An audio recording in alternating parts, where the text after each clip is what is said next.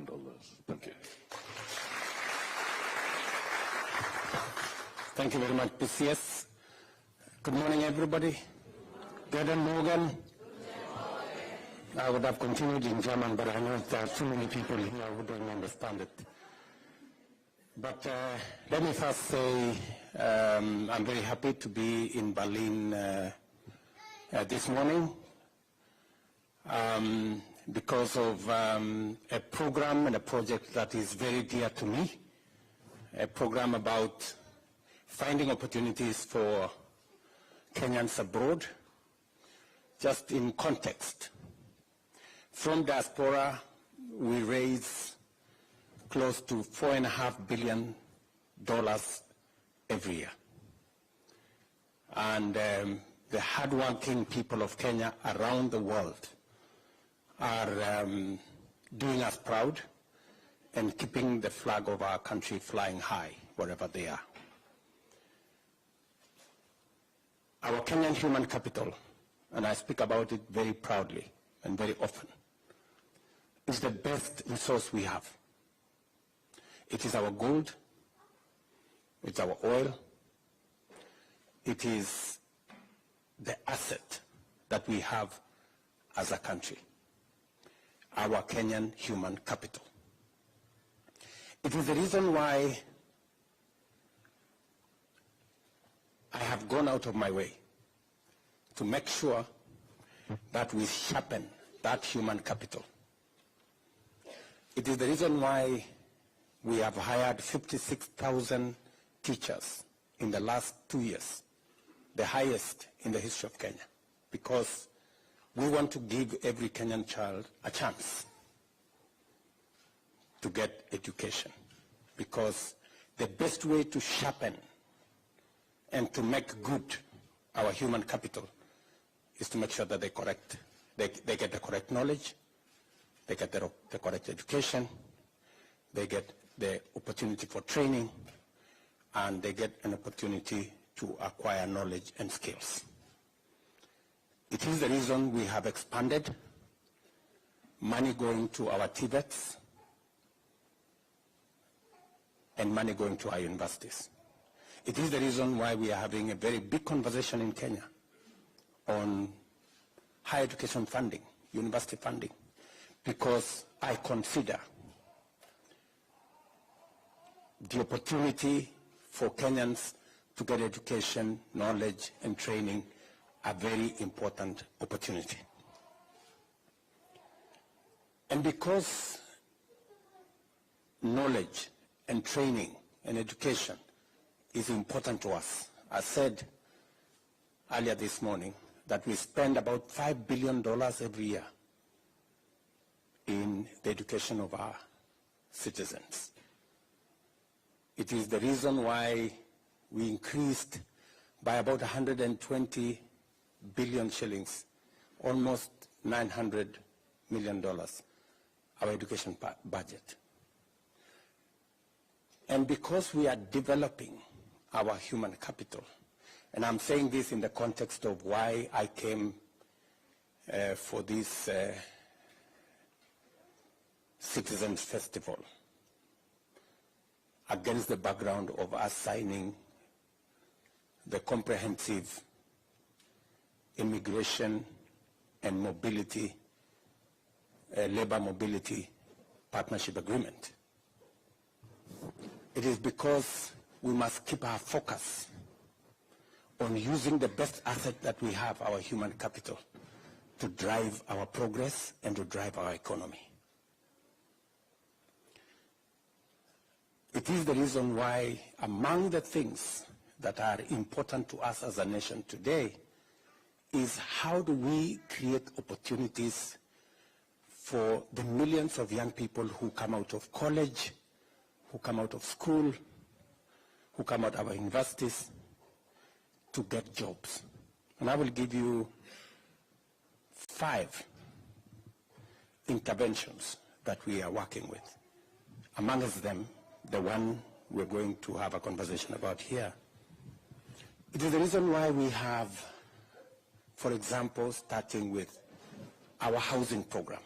Our housing program today creates 160,000 jobs. 160,000 Kenyans who are not working 2 years ago, they are working today in our housing plan. Real people. I went to inspect the housing program, I think it was on Monday, in Kibra. And it's amazing the number of people, the number of young people. And when I talked to some of them, they were telling me that because we've worked here for a year, we want the recognition of prior learning. We've acquired skills here. How do we get papers so that when we move to the next project, we are not being hired as casuals, we are being hired as skilled labor because we have acquired skills. It is the reason why we are working with UNIDO and others, working on our county aggregation industrial parks. It is the reason why we have new 5 special economic zones and export processing zones that will tap into creating opportunities for employment for export of textiles, of agro-processed goods, and we are looking at opportunities on how to expand jobs in that space. It is the reason why, number 3, under our digital superhighway program, we are expanding our digital hubs. Majority of our TVETs today have a digital hub. We have close to 140,000 young people in our TVETs today who are working online. I was very, very impressed when I went to one of our TVETs, and I was telling the German Chancellor yesterday, when I went to one of our TVETs, and I found a young man there called Brian, and he said, Mr. President, I am working for an AI company in Germany. And this is Brian, who has not even been to Nairobi. He even doesn't have a passport. But he's working for an AI company, and we are yet even to pass AI regulations in our parliament.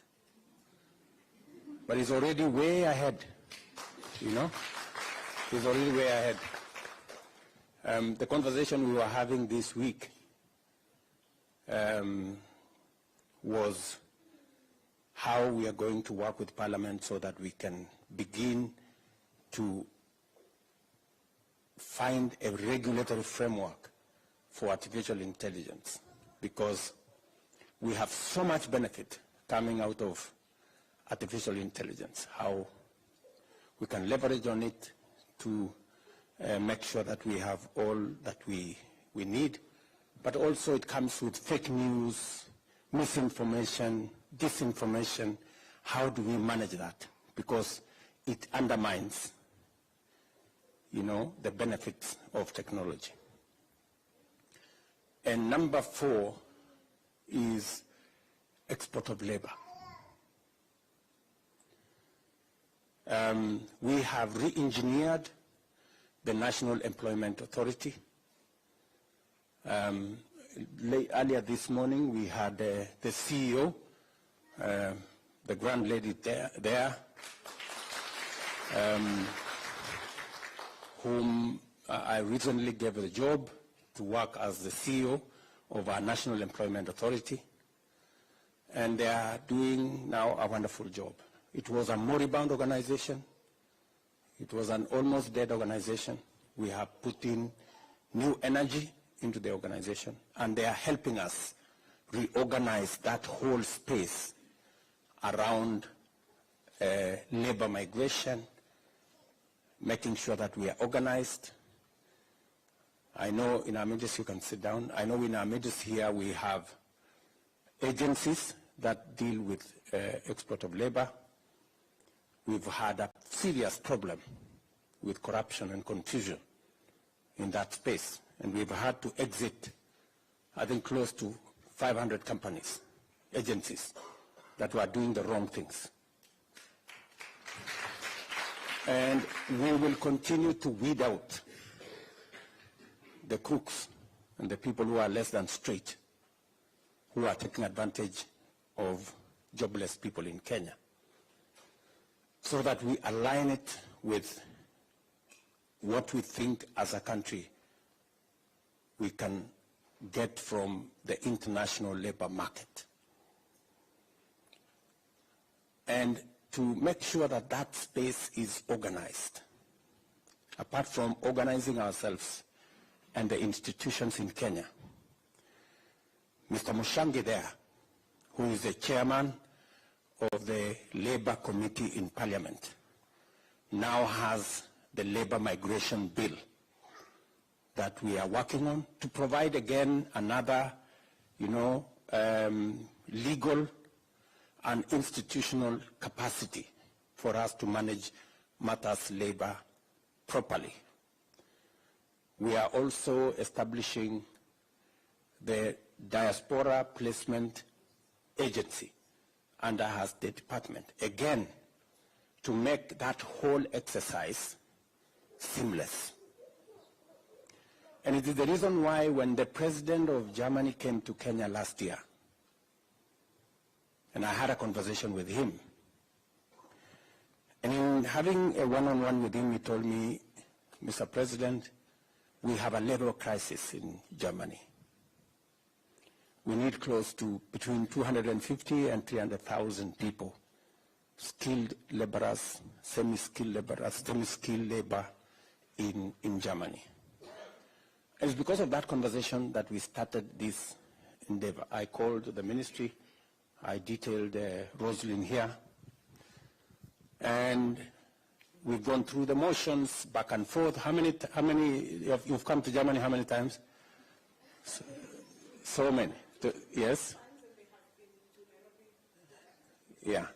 So there's been a back and forth between our teams, and yesterday became the climax when we could actually sign off this comprehensive migration and labor mobility partnership that will provide, and this is just for Germany. We are negotiating for another maybe almost 19 countries on how we want to make sure that there is a formal way that Kenyans can work, so that we can also protect Kenyans who come and work here. There must be a framework where we make sure that nobody takes advantage of them. They are paid what is due to them. They are treated in the manner in which they should be, because in the absence of an agreement, it becomes difficult to enforce. So that agreement will give us the opportunity to enforce the requirements of the law in this country, as we also jointly do it in Kenya. It will also give us the opportunity to make sure that there are no abuses of Kenyans and nobody takes advantage of our country. And as I said earlier, it is my belief that as we train, as we give exposure to more Kenyans to work in manufacturing entities here, in factories here, in different sectors here. I remember yesterday in the press conference, I told Chancellor Scholz that we are giving you our labor now, but in a few years, I am sure that your industries will be moving to Kenya. And I am asking those people who have an opportunity to work in these manufacturing entities and all the other sectors to have in focus that the skills you are acquiring, the experience you are getting will one day be necessary for us to use them, as these factories will eventually, because they will. Eventually, these factories, it will not make business sense for them to be here. It will make business sense for them to be in Kenya.